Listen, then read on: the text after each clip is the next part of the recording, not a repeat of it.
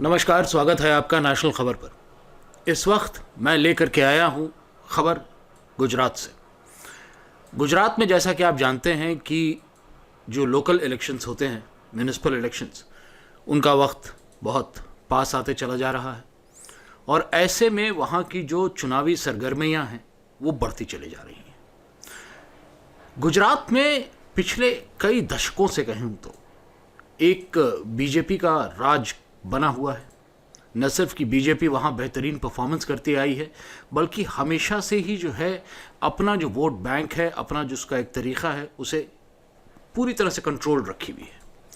अब AIMIM जो है वो अहमदाबाद के म्यूनिसिपल इलेक्शंस में आ रही है BTP के साथ करके एक समझौता। इलेक्शंस जो है लोकल बॉडी के गुजरात में वो सिर्फ 1 महीने दूर हैं। असदुद्दीन ओवैसी की AIMIM जो है उन्होंने सैटरडे को ये अनाउंस कर दिया कि वो इस पूरे इंतखाब में पार्टिसिपेट करेंगे और एक इफ़ेक्टिव अल्टरनेटिव देने की कोशिश करेंगे बीजेपी और जो अपोजिशन की वहाँ पार्टी है अभी कांग्रेस, इन दोनों पार्टियों को।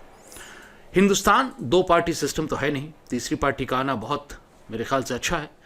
मजलिस इत्तेहादुल मुस्लिमीन जो है AIMIM, वो जब इस पर्टिकुलर म्यूनिसिपल इलेक्शन को लड़ेगी और कम से कम जो है 15 वार्ड में लड़ेगी और भारतीय ट्राइबल पार्टी के साथ मिलकर के, क्योंकि आप जानते हैं कि जो पिछड़ा वर्ग है उसके साथ मिलकर के आगे बढ़ना चाह रहे हैं असदुद्दीन ओवैसी, तो ये एक बहुत ही अच्छी बात होगी।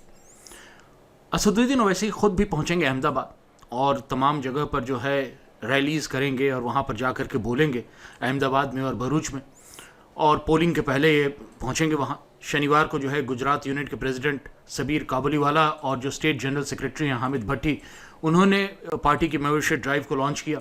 वो ये चाहते हैं कि ज़्यादा से ज़्यादा लोग आकर के जुड़ें MIM के साथ और उसके बाद जो है एक लार्जर कोएलिशन भी बना सकें वो वहाँ की लोकल पार्टीज़ के साथ।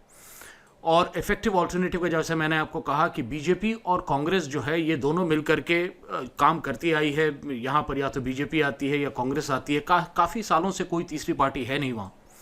इस वजह से जो है ये दोनों पार्टियाँ अपने आप में बहुत मुतमईन रहती हैं कि जो वोट बैंक है मेरा वो तो कहीं जाएगा नहीं। इसी वजह से जो है एक बड़ी समस्या हो जाती है उन लोगों के लिए जिनका रिप्रेजेंटेशन न तो बीजेपी अच्छी तरह से कर पाती है और ना अच्छी तरह से कर पाती है कांग्रेस।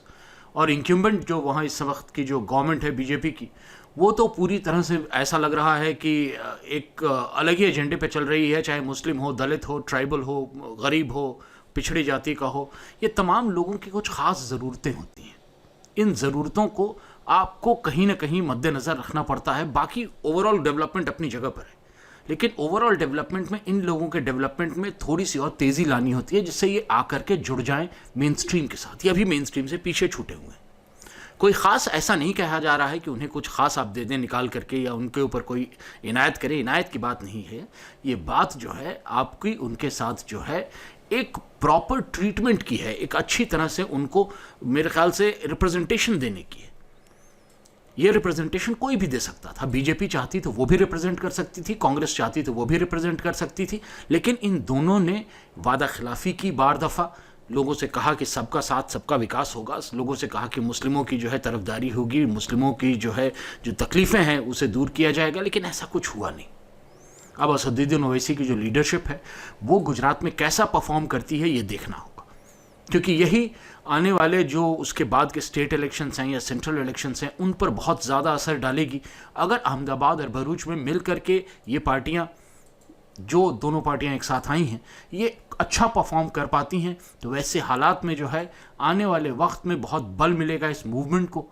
और जो इंतखाबात होंगे उसके बाद भी उनमें भी जो है एक वाइडर कोएलिशन। तो इस वक्त ज़रूरी है मेंबरशिप ड्राइव, इस वक्त ज़रूरी है कि जो एक मैसेज है वो मैसेज सब तक पहुँचे। और अगर ऐसा हो जाता है तो मेरा ये मानना है कि एक बहुत बड़ा तबका जो है उसे रिप्रेजेंटेशन मिल जाएगा। वैसे आम आदमी पार्टी ने भी ये अनाउंसमेंट कर दिया है कि वो भी कंटेस्ट करने जा रही है अहमदाबाद की सीटें, लेकिन अहमदाबाद और इन तमाम जगहों पर आम आदमी पार्टी की न तो कोई दखल है और न वहाँ पर जो है अरविंद केजरीवाल का कोई ऐसा करिश्मा है जिससे कि उनको उनके नाम पर वोट लिया जा सके।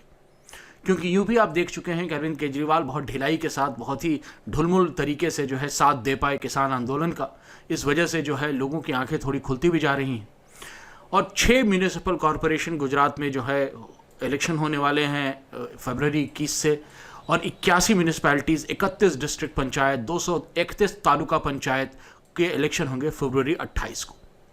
इलेक्शन कमीशन जो है स्टेट का, उसने अनाउंस कर रखा है इन तारीखों को, और अब देखना यह है कि किस किस्म के कैंडिडेट्स मिल पाते हैं, देखना यह है कि किस किस्म की जो है मेंबरशिप ड्राइव हो पाती है। इसके लिए मैं चाहूँगा कि आप जो हमारे वीडियोस हैं उनको भी शेयर करें, जिससे लोगों तक मैसेज पहुंच सके कि क्या बात हो रही है, क्या तमाम चीज़ें ऐसी हैं जिनके बारे में तवज्जो दे रहे हैं असदुद्दीन ओवैसी। हम यहाँ उन्माद नहीं फैलाते हैं, हम यहाँ किसी के लिए जो है अच्छा या बुरा नहीं बोलते हैं। हमने कभी भी किसी भी जाति, किसी भी धर्म, किसी भी व्यक्ति विशेष के बारे में कोई गलत बात नहीं की है। हमने न मोदी को गाली दी है, न राहुल गांधी को गाली दी है, ना हमने जो है ऐसा कहा है कि कोई व्यक्ति करप्ट है।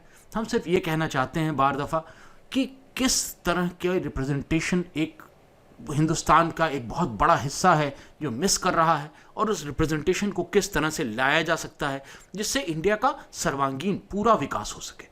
ऐसा नहीं कि एक तबका पीछे छूटता जाए और बाकी सब आगे बढ़ते जाएं। इसे डेवलपमेंट नहीं कहते। आपका क्या ख्याल है इस बारे में, आप लिख करके ज़रूर बताएं हमें कमेंट सेक्शन में। और अगर आप इस वीडियो को शेयर कर दें, हमारे चैनल को सब्सक्राइब कर लें, तो बड़ी इनायत होगी आपकी। धन्यवाद।